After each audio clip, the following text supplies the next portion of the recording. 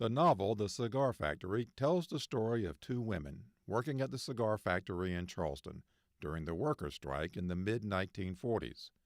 It was a time when all races were coming together for equal pay. But the story is much more than that.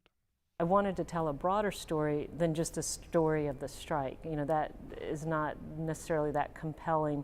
And the more research I did, it just kept expanding how, particularly in Charleston, the influence of West African culture on the language, the food, so many influences were here.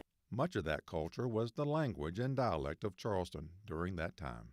Well, language is central to the story that I wanted to tell, which is these two women. This is a time when society was determined to keep them apart. And yet there were so many ways that they were similar. And for these two characters, it's their religion and also their language. Making that dialect and language is often difficult to get across in a book. So Moore was thrilled when the book was done as a dramatic reading at Trident Technical College. But first, the characters had to be cast, and this cast came together in different ways. Bishop, how you let she be with you, George?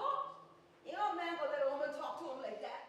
We would have auditions, but a lot of it was word of mouth. I was in a jewelry store and years ago and knew, man, if I ever get to write a script from this novel, I'd love for that woman to play a part. I met Michelle on King Street, and we chatted and had some common friends. And when she wrote the story, she came back and asked me if I would be interested in doing a reading for it because of my Charleston accent.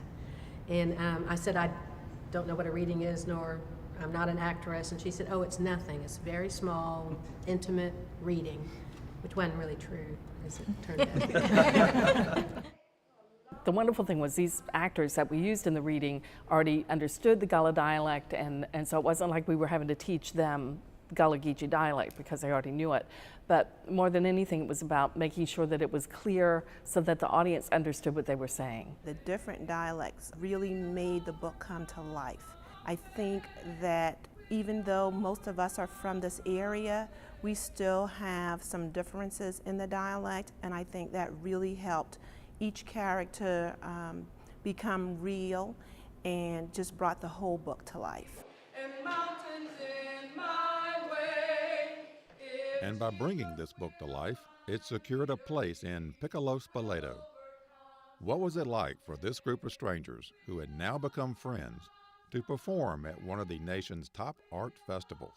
I actually got emotional when I saw the film, you know, even though we rehearsed the play and everything, but when I actually saw it, it was like I was seeing it from a different point of view. It was different. It was like I saw my mother and the people that I knew and the people that, you know, I interviewed and friends and their parents who worked here.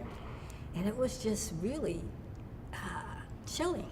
For me, it's one of those etched in stone opportunities, something that you will never forget, but will always just be a part of you, something that I'll be able to talk about for many, many years to come.